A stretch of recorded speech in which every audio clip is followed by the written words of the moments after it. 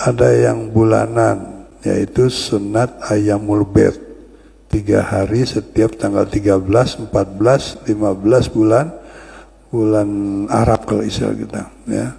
Seperti sekarang masih tanggal 14 sampai 13, ya, masih Ayyamul Bid. Kemudian ada yang mingguan, yaitu puasa sunat hari Senin dan hari Kamis.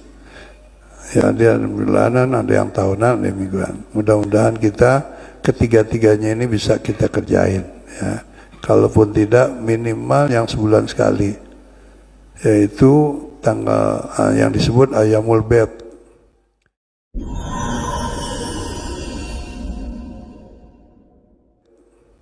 Sumu tasihu, menurut penelitian para ahlinya, kalau kita bisa setiap bulan puasa 3 hari, maka kamu akan sehat. Sehat rohani, sehat jasmani, ya. Dan mudah-mudahan kita dimudahkan untuk bisa mengerjakannya.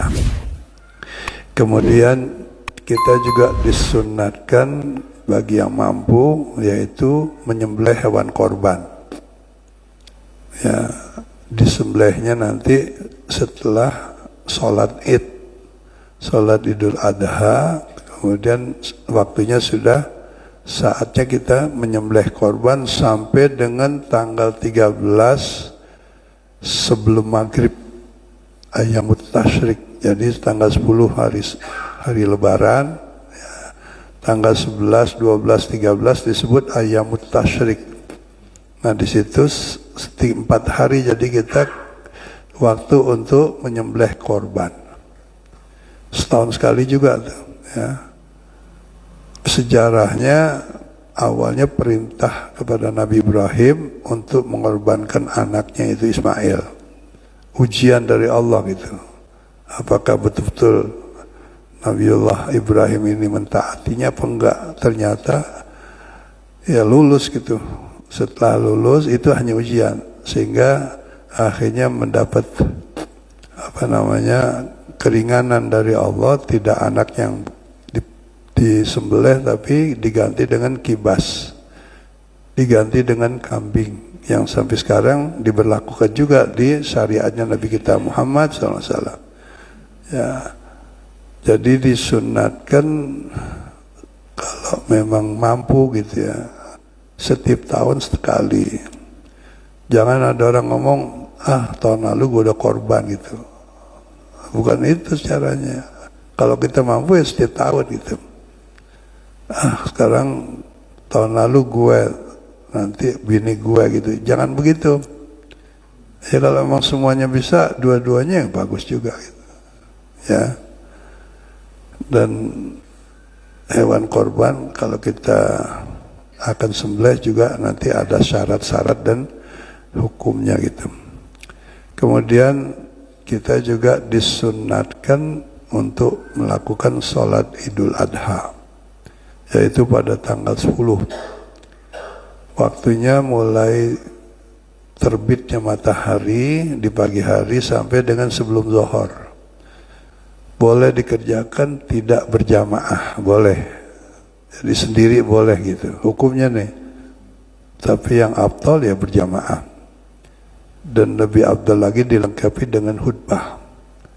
Tapi kalaupun tidak bisa dilakukan, tetap kesunatannya itu ya, masih bisa kita laksanakan, yaitu dengan sholat sendirian di rumah atau seturuan lah gitu, sekeluarga. Ya, dalam keadaan tertentu mungkin orang nggak sempat gitu, ya. Hukumnya adalah sunat muakkad. Ya. Mudah-mudahan kita bisa mendapatkan dan bertemu dengan lebaran haji istilahnya, dan diberikan kemampuan pada kita untuk bisa melaksanakan sunnah korban. Kalaupun belum ada kemampuan, niat aja dulu. Niat itu insyaallah niatul mu'min khairun min amalihi, ya, sudah dapat pahala gitu.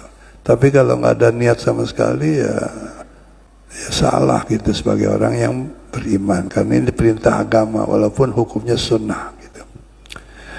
Baik hadirin ya mas kalian, tabarukan atau kita pada malam hari ini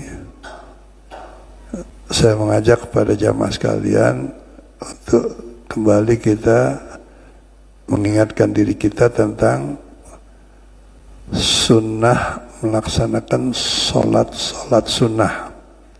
Bukan wajib, kalau yang wajib kita udah tahu 5 kali sehari plus Jumat ya. Nah yang sunat ini banyak, nggak apa-apa kita mengulang-ulang pelajaran seperti ini untuk supaya kita tahu hukumnya gitu.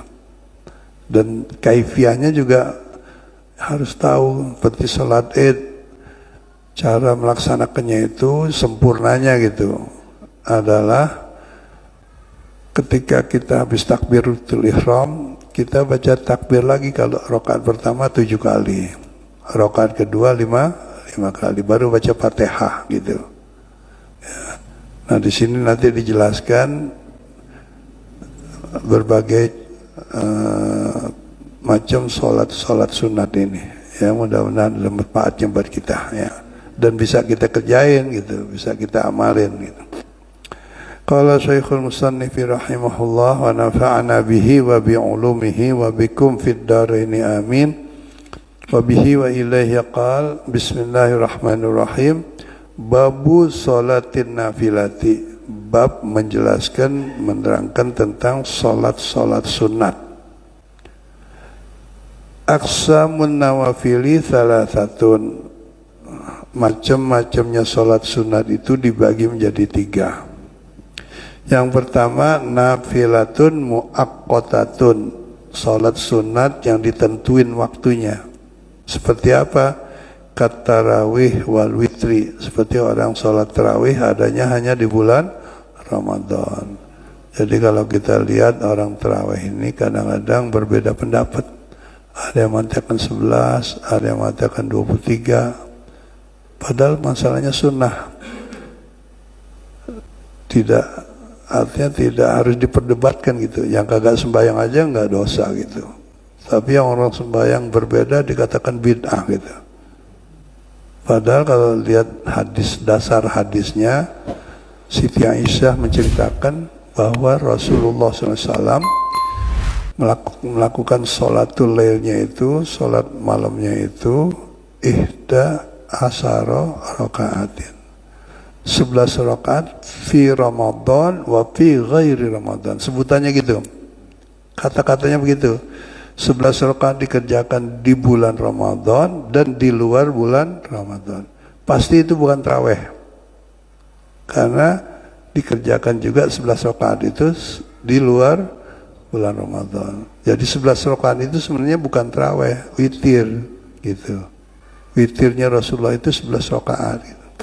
Kalau tarawihnya nggak ada yang tahu persis gitu. Ada yang banyak, ada yang mengatakan. Nah, Sayyidina Umar mengatakan kita pilih yang medium aja deh, yang sedang, yaitu 20 rakaat. Kemudian ditambah witir 3 jadi 23. Sejak Sayyidina Umar, karena beliau sebagai khalifah menetapkan tentang rakaat ini, ya sampai seterusnya diikuti oleh para ulama gitu. Termasuk madzhabul arba'ah ya.